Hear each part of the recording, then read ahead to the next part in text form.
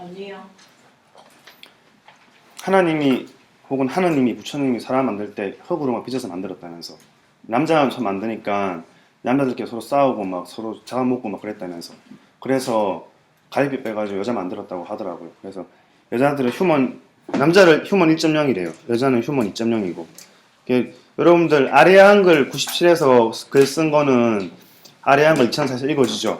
근데 2004에서 글 쓴 거는 제가 못 읽어요. 저는 왜냐면 버전이 낮기 때문에. 맞죠.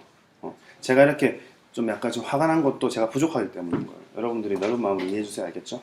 여러분들 상위 버전이니까 조금 더 조금 한 번 더 생각하고. 알겠죠?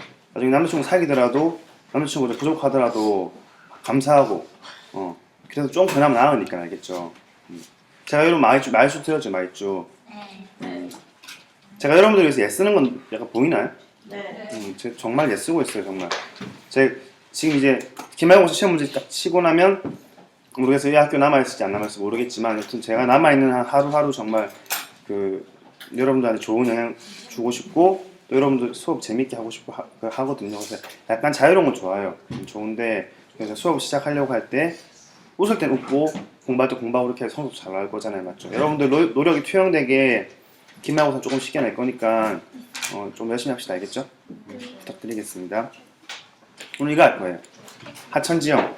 지난 시간에 약간 좀 얼렁뚱땅 넘어갔는데 시험 문제 낼 거 다 말해줬거든요.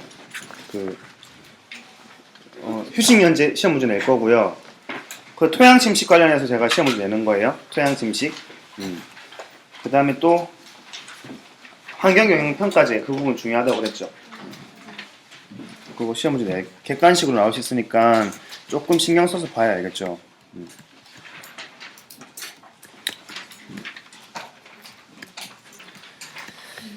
다음 요거 할 건데 하천 지형 되게 저는 좋아요. 사실 이제 연애 이야기를 하려고 했거든요. 저는 여자친구랑 이렇게 추억이 많아요. 하천에서 예전 여자친구랑. 예전이요? 예전. 그러니까 저는 여자친구 몇 명 안 사귀었는데 사귀면 장기간 사귀는 타입이에요. 타입인데 한 5년 사귄 여자친구가 있었는데 헤어졌죠.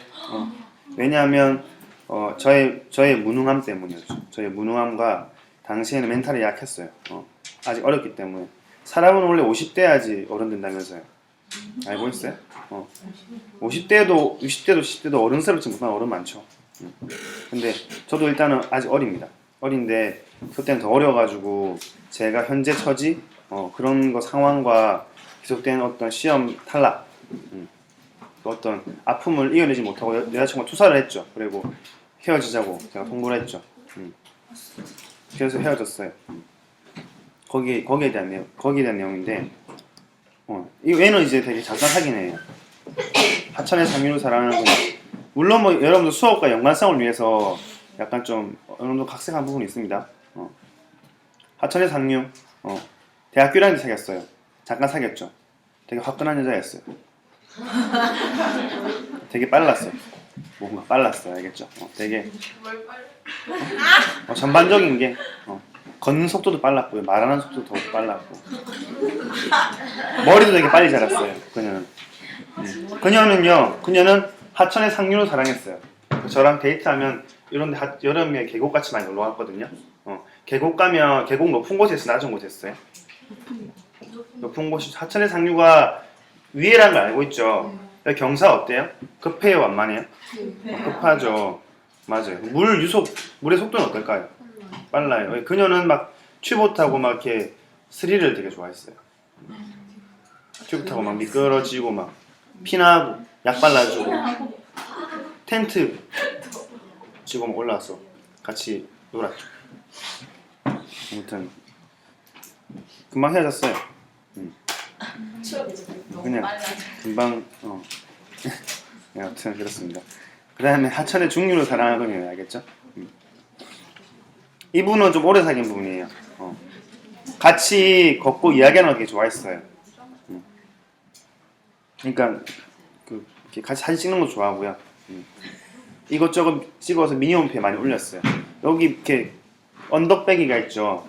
저런 데를 거닐면서 같이 이야기 많이 하고 그랬어요. 지금 내가 이렇게 꼬질꼬질하지만 나중에 내가 잘 되면 정말 잘해줄게. 내가 지금 차 없지만 차 사면 정말 잘해줄게. 그런 이야기 있잖아요. 어쩌다 가끔씩 렌트해서 차 여행 가잖아요. 그러면 너무 좋았어요. 그리고 이 여자친구는 되게 특이한 게 제가 소갈이 해본 적 한 번도 없어요. 네? 제가 소갈이. 소갈이. 여자친구 때문에 제가 마음 아파서 눈물 흘린 적이 한 번도 없는데 이 여자친구는 제가 속을 썩이면은 이제 항상 그 학교 운동장에 가가지고 혼자 막 울고 막 그랬죠. 저는 그런 거 모습 한 번도 못 봤는데 과 동기들이 이야기해줬어요. 좀 잘해라고 이러면서. 여튼 되게 배려심 있고 좋은 친구였어요. 제 이야기 잘 들어주는.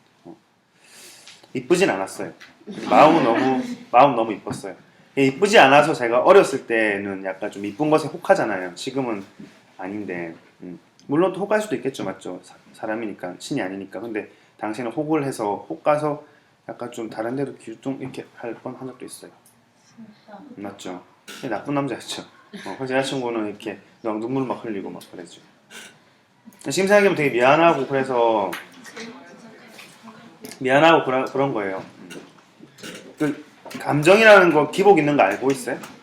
되게 늘 뜨겁지 않거든요. 그래서 늘 뜨겁지 않은데 약간 좀 연애에 대한 마음이 식을 때에는 그냥 이제는 알 것 같아요. 그러니까 그걸 잘 견뎌야 되는 것 같아요. 그러니까 계절이 있듯이 연애도 리듬이 있는데 잘 견뎌야 될 것 같고 공부도 마찬가지겠죠. 공부에 대해서 목표에 대해서 되게 열정이 있는데 식는 순간이 있는데 잘 견뎌야 될 것 같아요. 그러니까 되게 뜨거웠을 때를 생각하면서 될 것 같아요. 그래서 근데 헤어졌어요. 저의 무능함 때문이었죠. 휴먼 1.0이니까. 그래서 여러분들은 남자친구 헤어지자고 하면 있잖아요. 여러분들은 2.0이니까 한번 잡아야 되는 거예요. 알겠죠? 그러니까 엄마 된 마음으로 부탁거려줘야 되는 거예요. 엄마처럼. 그럴 수 있나요? 마음에 들면 마음에 안 들면 그냥 빵. 김광석이라는 가수 알아요? 네. 그 가수가 되게 했던 말 중에서 되게 제가 좋아하는 말이 있는데 되게 많이 사랑해보래요. 방황하래요. 대학교 때는. 되게 젊은이의 특권이래요. 많이 해봐야 알겠죠? 되게 부럽다. 대학생도 되고. 너무 금방 지나갔는데. 이번 시간에 하천유역 지정할 거예요. 방금 제가 다 조금씩 이야기했거든요. 조금씩 이야기했어요. 하천의 상류는 경사가 아까 어떻다고 그랬죠? 급하다 그랬죠? 급하다. 급하니까 유속은 빠르다. 유속이 빠르면 침식이 잘 될까요? 퇴적이 잘 될까요? 침식이 잘 되죠. 밑으로 내려왔을 때 아까 전에 하천의 중류를 사랑하는 그녀를 봤을 때는 그래도 경사가 좀 완만해지지 않았을까요? 그럼 유속은 좀 느려지지 않았을까요? 뭔가 쌓이지 않을까요? 그걸 잠깐 이야기하고 싶었는데 제가 혼자서 약간 좀 필링이 충만해서 혼자 그냥 죽여버렸네요. 안타깝습니다. 명제 3가지. 요거 3가지 기억해야 돼요. 하천에 대해서 우리가 공부할 때는요. 첫 번째는 뭐냐면요. 물은 어디서 어디로 흐른다? 맞아요. 높은 곳에서 낮은 곳으로 흘러요. 높은 곳은 아까 말한 것처럼 침식이 많이 일어나요. 왜냐면 병사가 급하기 때문에 유속이 빨라요. 알겠죠? 그러면 낮은 곳은 당연히 퇴적이 많이 일어나겠죠. 이 물은 다 어디로 흘러갈까요? 하천의 물은? 바다. 바다예요. 그래서 바다를 뭐라 부르냐면 바다에 있는 해수면을 뭐라 부르냐면 침식 비주면이라 불러요. 침식이 끝이라는 뜻이죠. 물이 흘러가는데 해수면까지 간다고. 이 해수면을 침식 기준면이라 부른다고 알겠죠? 바다. 바다는 모든 물을 받죠. 세상의 모든 강물을 받죠. 세상의 모든 강물을 받았기 때문에 바다. 이런 말도 있는데 받았기 때문에 바다. 나중에 여러분들 살다 보면 겁나 막 인생의 바닥에 있다고 느낄 때 있을걸요. 그러면은 내가 바다가 될 수 있는 가능성이 있는 곳이구나 생각하면 돼요. 알겠죠? 마음이 넓어지는 거죠. 깊어지고. 여튼 이러한 하천은 침식기준면인 바다를 향해서 흘러간 하천은 지형을 만들어요. 땅의 모양을 만든다고요. 그리고 이런 땅의 모양들은 인간의 삶에 영향을 줘요. 인간의 삶에 영향을 주는 거예요. 인간의 삶에 영향을 주는 지문이 나올 거예요.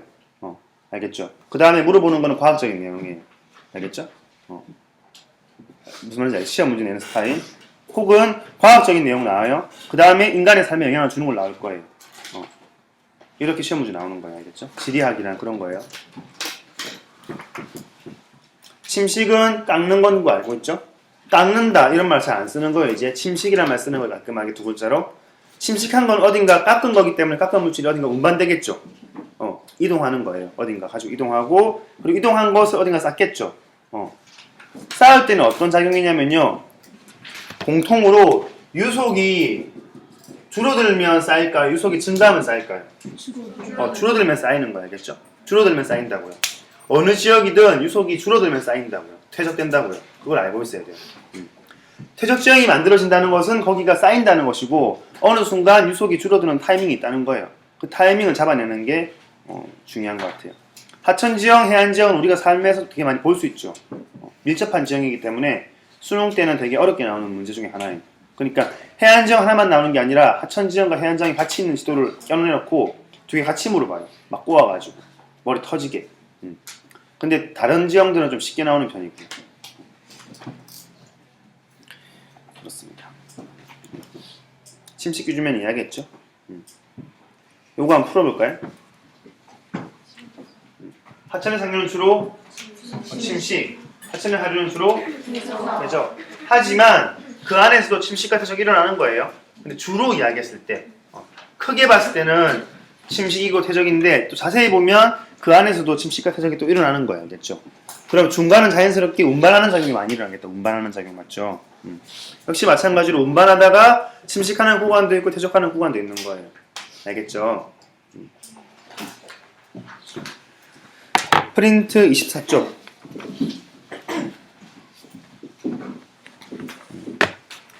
학습 목표는 생략. 읽어보면 되고요.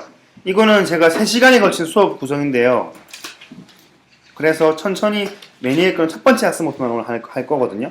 그리고 뒤에 페이지는 제가 또 더 인쇄를 했기 때문에 또 드릴 거예요.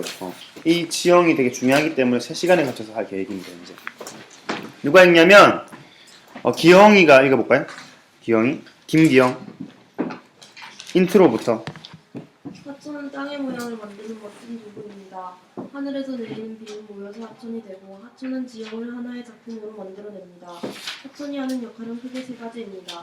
침식작용, 운반작용, 퇴적작용. 잘 읽었어요. 되게 잘 읽네요. 아나운서. 지원이가 읽어봅시다.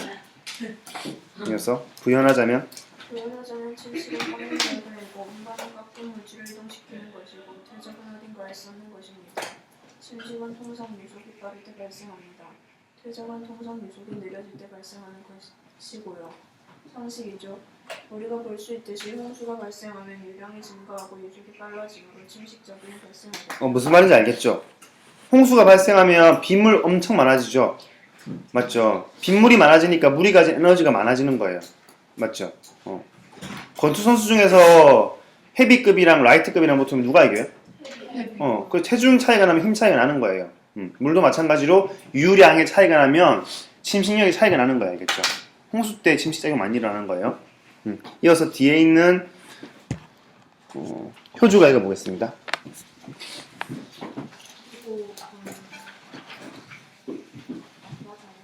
그리고 맞아요. 그리고 경사가 급해도 하천의 유속이 빠르므로 침식작용이 발생하는 것은 이해합니다. 위치 에너지가 증가해서 그렇고요. 이게 무슨 말이 위치 에너지가 증가한다는 말은 무슨 말인지 알겠나요? 높은 거보다 이거는 뭐 어떤 거냐면 가만히 있었는 하천이 갑자기 위치 에너지가 증가했어. 뭐 있다는 뜻이에요? 비가. 아니 위치 에너지가 증가해 약간 비슷해요. 비가 와는 아니지만 예전에 신생대 때 배웠는데 제3기 때만. 맞아요. 지각운동. 융기 하니까 물이 가진 위치 에너지가 증가한다고요. 알겠죠? 원래는 위치 에너지가 한 해발 90m의 위치 에너지였어요. 근데 걔가 신생대 제3기 비대칭 요격 운동 받으니까 내가 뽕 올라가니까 내가 가진 위치 에너지가 100m 올라가 버린다고. 그러면 침식작용이 더 발달한다고요. 알겠죠? 침식이 더 하고 싶어진다고요. 요거 좀 중요한 거예요. 다 이해했죠? 그다음에 이어서 짝지가 읽어볼까요? 침식자를 돋보이는 지형은 침식지형이라고 합니다. 만들의 표적이 돋보이는 지형은 퇴적지형이라고 하고요. 운반지형은 없겠죠. 운반은 과정이기 때문입니다. 이것도 이해되죠? 이해되죠? 그 다음에 이어서 뒤에 소정이 읽어주세요. 자, 그러면 해성만 침식, 운반, 퇴적자를 요원할까요? 아닙니다. 바다도 같고요, 바람도 같고요, 다양한 기구들이 침식, 운반, 퇴적을 합니다. 무슨 말인지 알겠죠? 기구란 도구를 말하는 거예요. 도구 알겠죠? 지형을 만드는 도구를 기구라고 하거든요. 다 하는 거예요. 이어서 계속 읽어주세요. 그대로. 하천이 만든 지형을 하천지형이라고 하고 바다가 만든 지형을 해안지형이라고 합니다. 바람에 의한 지형 형성작용. 지형 행동작용은 미비합니다. 따라서 통상 전도지형에서 바람에 의한 지형이 많습니다. 무슨 말인지 알겠죠? 물론 다른 지형에서도 바람이 만든 지형을 볼 수 있습니다. 나중에 한번 보겠습니다. 알겠죠? 이어서 누가 읽냐면 지금 다 이해되죠? 어려운 거 하나도 없죠? 네, 근데요. 음. 위치 에너지가 높아지는데 왜 침식작용이 갑자기 harml해져요? 위치 에너지가 높아지면 마치 그건데 뉴턴의 법칙과 마찬가지인 건데 그러니까 어쨌든 그 원래 자유낙하를 하게 되면 위치 에너지가 증가하기 때문에 속도가 빨라지는 건 알겠죠? 근데 물도 마찬가지로 결국은 자유낙하는 아니지만 우리 그 지구상이기 때문에 중력의 힘을 전부 다 받거든요. 그럼 이해가 되나요? 그러니까 유속이 빨라져서 침식작용이 발생하다는 거예요. 위치 에너지 자체로 설명할 수도 있어요. 위치 에너지가 높으니까 유속은 점점 빨라지는 거겠죠.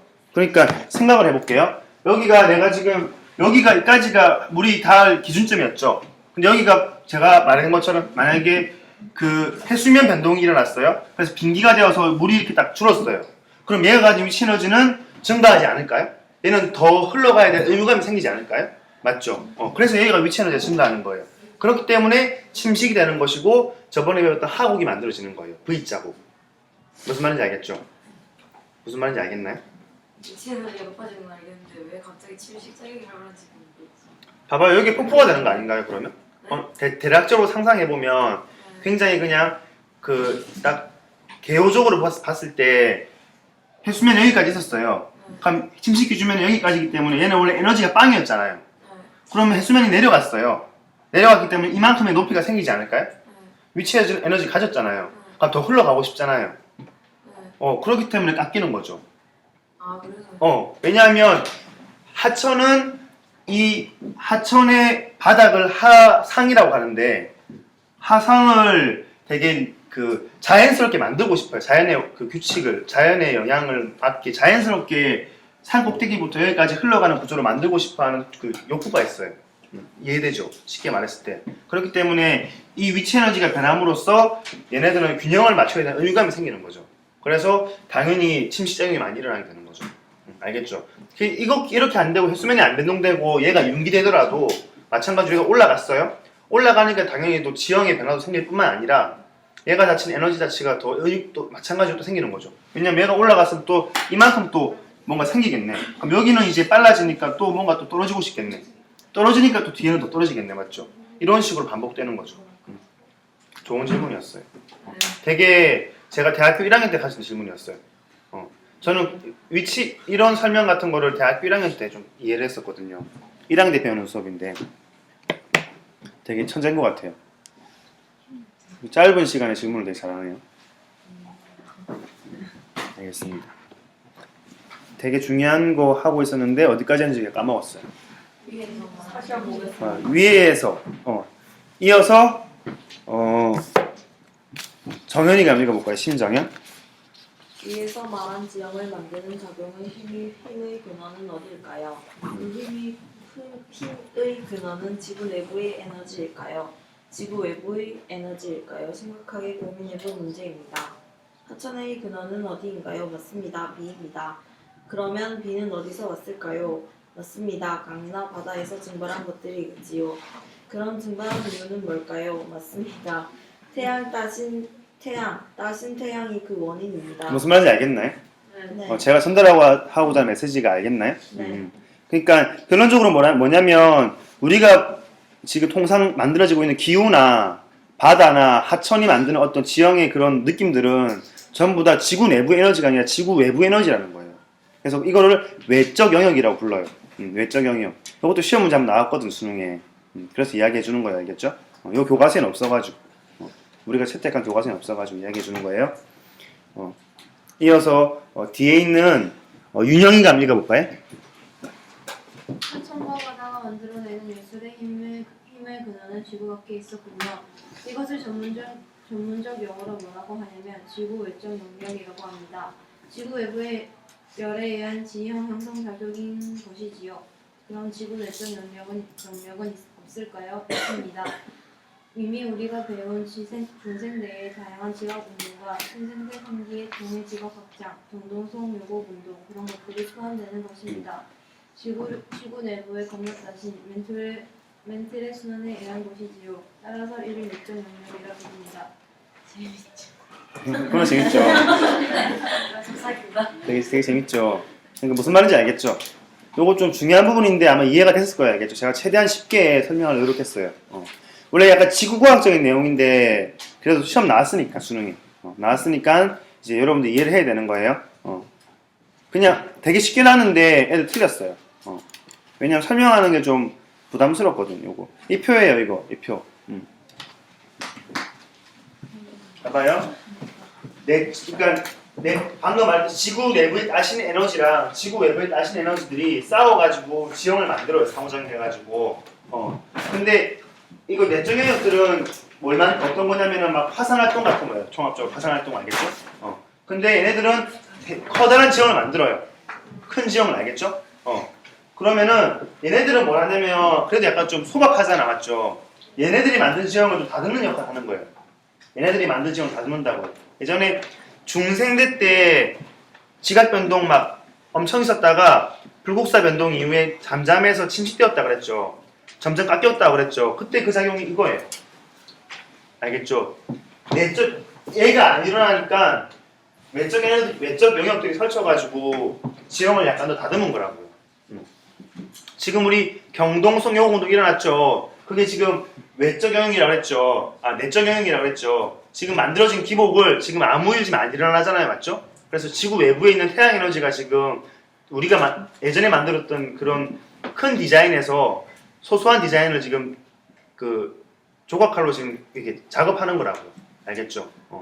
얘는 찰흙으로 그냥 붙이는 거. 얘는 다듬는 작업이에요. 세세하게.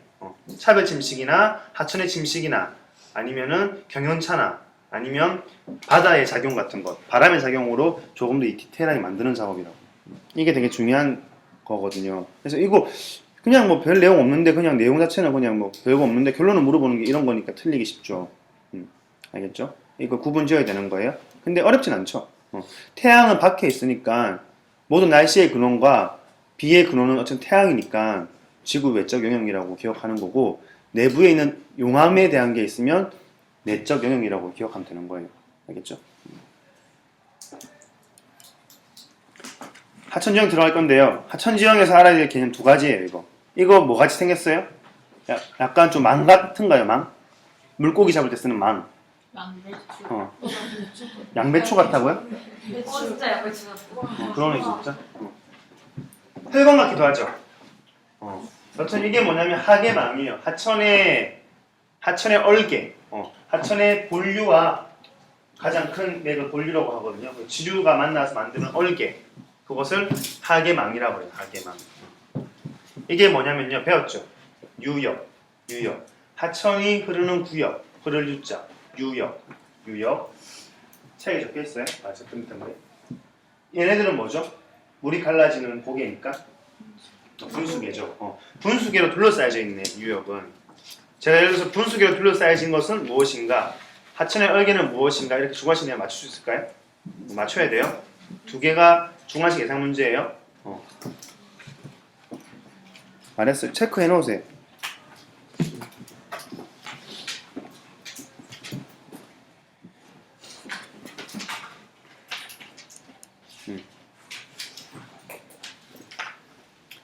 우리나라의 하천 특색 세 가지예요. 세 가지. 첫 번째는 서쪽과 동쪽의 특성이 다름. 상식이죠. 우리나라 서쪽이랑 동쪽이랑 비교했을 때 어디가 더 하천이 더 많이 발달되었을까요? 서쪽이죠. 왜? 비슷한데 정말? 비슷한데? 서쪽이 태백산맥에서 봤을 때 서쪽이 면적이 땅 면적이 넓어요? 동쪽이 넓어요? 다시 태백산맥 기준으로 봤을 때 서쪽에 있는 땅의 지역이 넓어요? 아니면 동쪽에 있는 땅의 지역이 넓어요? 서쪽이겠죠. 그러면 전체적으로 비가 막 내리잖아. 비가 막 내리면 어디에 하천이 많이 만들어질까요? 서쪽이겠죠. 물이 모이는 규모가 크니까 하천이 조금 더 임팩트 있게 만들어지겠다, 맞죠? 더 간지나게 만들어지겠다. 다양하게, 맞죠? 그래서 우리나라의 하천은 주로 어디 흐른다? 서쪽에 흐르는 거예요.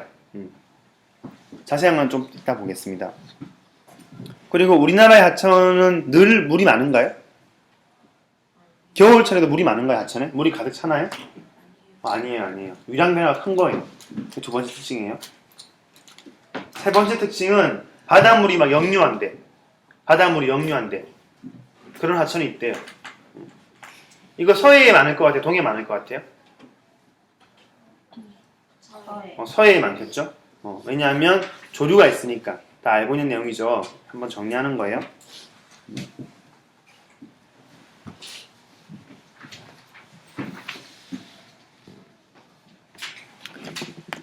진심으로 여러분들 약간 존경심이 있어요. 왜냐하면 전 다시 고등학교로 돌아가면 못 돌아갈 것 같아요. 되게 힘들잖아요. 막 앉아가지고, 맞죠? 허리도 아프고. 진짜 힘들 것 같아요. 대단한 것 같아요.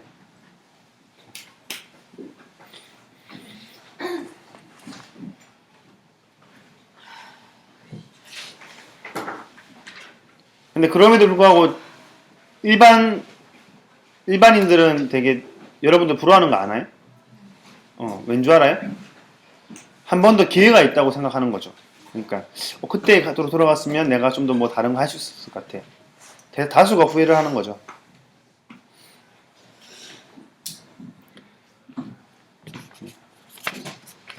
근데 저는 이제 근데 알고 있죠? 선물이라는 책 읽어봤죠? 안 읽어봤어요? 프레젠트 뜻이 현재도 되고 선물인 거 알고 있죠? 저도 한 40대면 지금 부러워하겠죠? 지금 이 사람의 모습을 부러워할 거예요? 그때 제가 돈을 더 얼마나 벌든 뭐라고 쓸지 모르겠지만 여러분도 그럴걸요 아마? 중학교 때 여러분 부럽죠 지금? 생각해보면 맞죠? 그때는 몰랐죠? 빨리 고등학생 되고 싶었죠? 키도 빨리 크고 싶고 맞죠? 초등학교 때는 그때 어땠나요 여러분들? 아무 생각 없었어요? 네. 저도요. 그때 그냥 짐승이었던 것 같아요. 짐승. 중학교 때도 짐승이었던 것 같아요. 생각해보면. 제가 중학교 때 동창회 못 나간다고 얘기해줬어요? 왜요? 제가 애들 하도 많이 괴롭혀가지고 진짜 애들 볼 그게 없어요. 지금도 너무 미안해가지고 볼 낯짝이 없다고 해야 되나? 그래서 중학교 동창회는 못 가요. 불쌍하죠.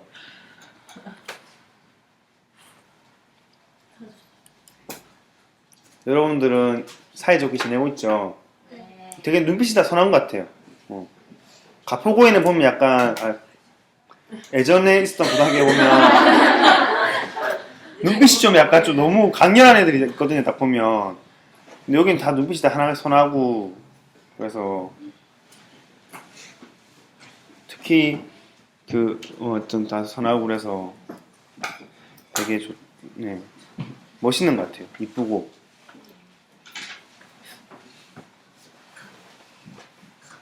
나중에 다 잘 될 것 같아요. 행복하면 되는 거잖아, 맞죠?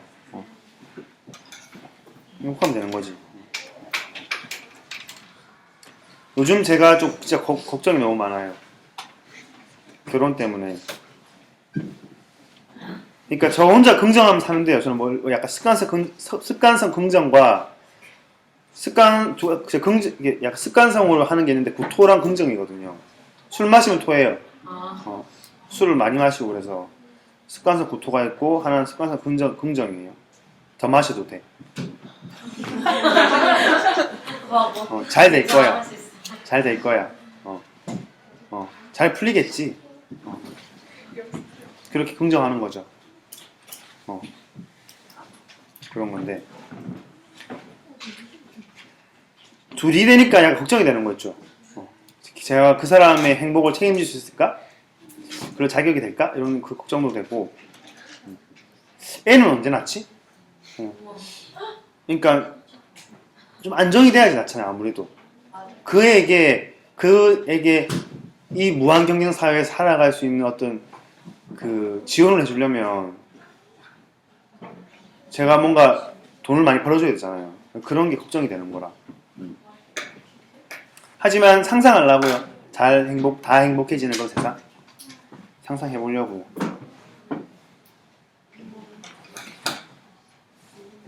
그렇습니다. 자, 서쪽으로 발달한 하기만 동쪽과 서쪽 비교했을 때 서쪽이 유역 면적이 어떨까요? 유역 면적? 넓어요, 좁아요? 넓은 거예요. 물이 흐르는 면적이 넓어요. 넓기 때문에 하천이 좀 더 자유롭게 막 길로 가지 않을까요?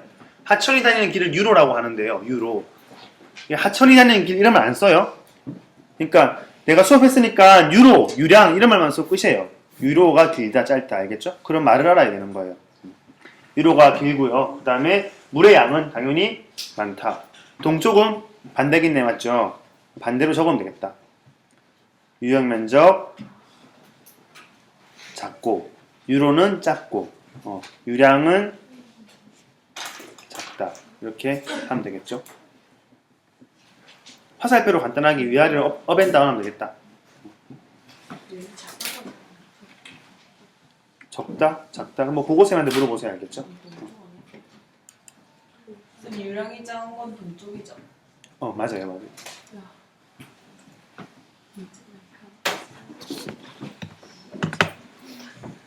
하천이 발달한 그 것인데요. 딱 봐도 그냥 대충 알 수 있거든요. 대략적으로. 그런 것이고, 그 다음 사랑의 계절이 있다. 늘 여름처럼 안 뜨겁다. 알겠죠? 유량 변화가 크다. 하천의 물의 양이 변화가 큰 거야. 알겠죠? 우리는 특징. 두 번째 특징. 그 이후 첫 번째. 계절에 따른 강수량 변동이 어떻기 때문에? 강수량의 변동이 크기 때문에 당연히 그게 반영되는 게 하천이기 때문에 유량 변화가 크다. 두 가지 전환 적을 수 있겠죠. 하나는 뭐냐면 유역 면적이 좁기 때문에. 요거 이해되나요? 이거 이해돼요? 만약에 우리나라가 밖에스가 겁나 커. 유역 면적이 넓다고요. 그러면 여름철에 비가 막 많이 와도 충분히 커버칠 수 있지 않을까요? 근데 우리나라 하천의 유역 면적은 다른 나라에 비해서 이런 워크컵이야. 근데 비가 겁나 와. 겁나 오면 비 오는 거 전부 다 어디로 가요? 밖으로 나가잖아, 맞죠? 그러면 우리 컵이 얼마 없으니까 증발량은 있으면 이 유량 변동이 어떻게 되는지 알겠죠? 이해되죠? 얘는 나일강 같은 거는 거기 강의 길이가 워낙 길기 때문에 지하수로 얘를 보존하든 아니면은 유로상에 보존하든 흐르는 동안 그 유량이 유지가 된다고요. 근데 우리나라는 안 그렇다고. 두 가지는 주관식으로 낼 수도 있겠다, 맞죠? 너무 어렵나? 안 어렵죠.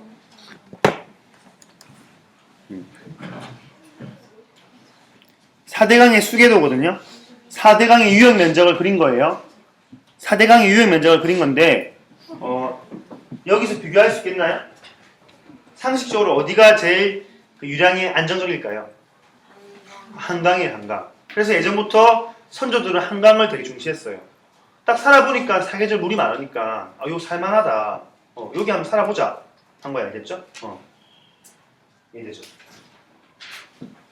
하지만 이런데 이게 하나의 강의 유역이라고 봤을 때에 나일강 같은 경우 아니면 뭐 그 미국에 있는 미시시피강 같은 경우에는 굉장히 큰 우리나라보다 큰 유역 면적을 가졌으니까 유량이 안정적이라고요. 이러니까 당연히 우리나라 여기 보이죠? 이만큼을 자른 거거든요. 미국 거의 절반을 자른 거거든요. 이만큼 거대한 유역 면적을 가진 거예요. 미국 하나의 강인 거죠. 이것도 이해되죠? 집중호우 내리면 그냥 다 바다로 나가버려. 그래서 우리나라는 물 부족 국가에 들어간다며. 맞죠? 물 자원 소중한 거야, 알겠죠? 다음 세 번째, 마지막 요것만 하고 마칠게요. 요거는 뭐냐면 바닷물이 역류하는 하천. 바닷물이 역류하는 하천이에요. 바닷물이 역류하는 하천은 뭐냐면 아까 전에 여러분도 말했다시피 조차, 조류 이런 말 했죠.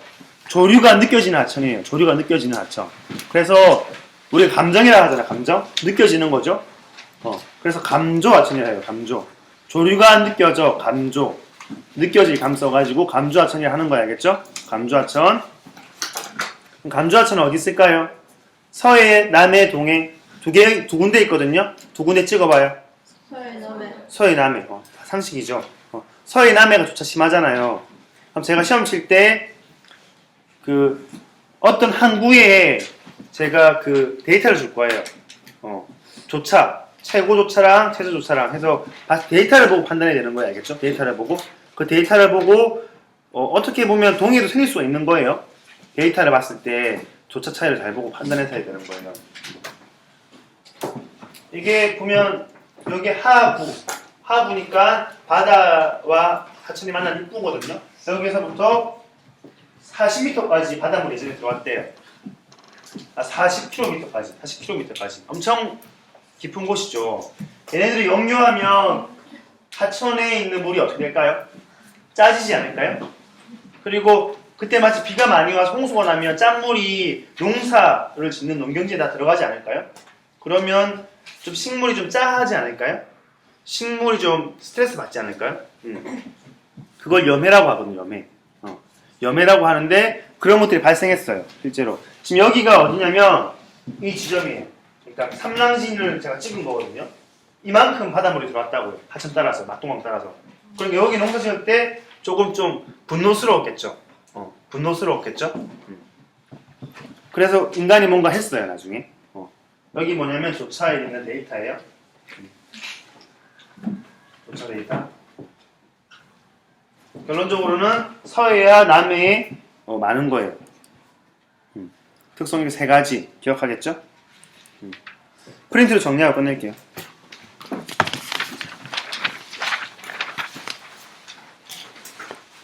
(25쪽)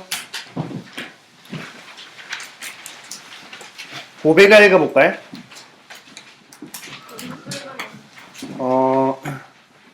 하계망이랑 유역이 적혀있는 부분은 옆에다 적어놔요. 주관식 적어놓고 밑에 우리나라의 하천 특색 1번부터 읽어주세요. 하천은 부분은 서쪽이나 남쪽으로 흐른다. 이제 경동 지형이기 때문이다. 서해로 흐르는 하천은 동해로 흐르는 하천보다 유역 면적이 넓고 요로가 길고 유량이 많다. 너무 잘했어요. 옆에 짝지가 읽어볼까요? 큰 하산계수. 하산계수란 1년 동안 걸쳐 측정한 최대 유량과 최소 유량의 비율을 말한다. 무슨 말인지 모르겠죠?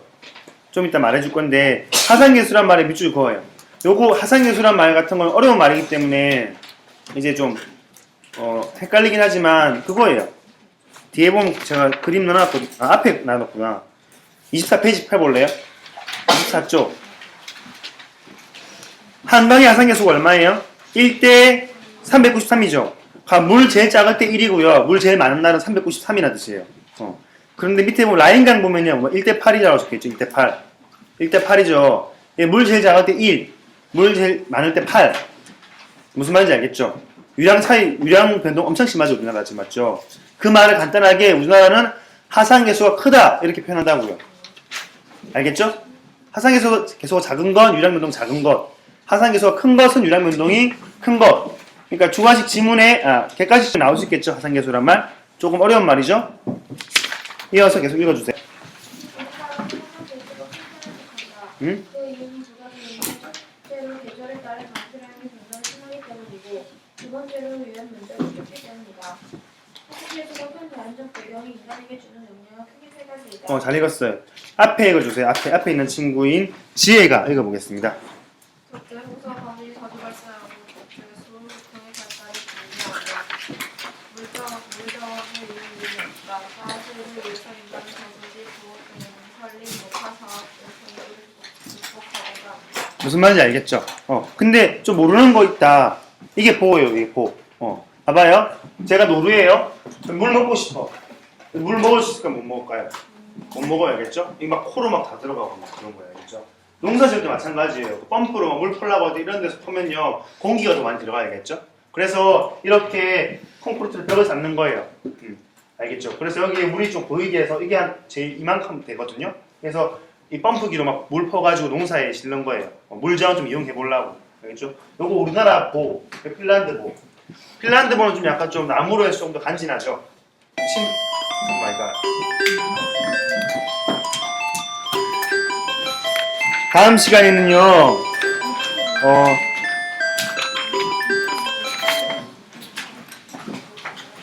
여기까지부터 하자고 해요. 알겠죠? 보호 사진 맞다고까지만 이야기해 주세요, 반장. 정리하겠습니다. 인사. 네, 감사합니다. 감사합니다.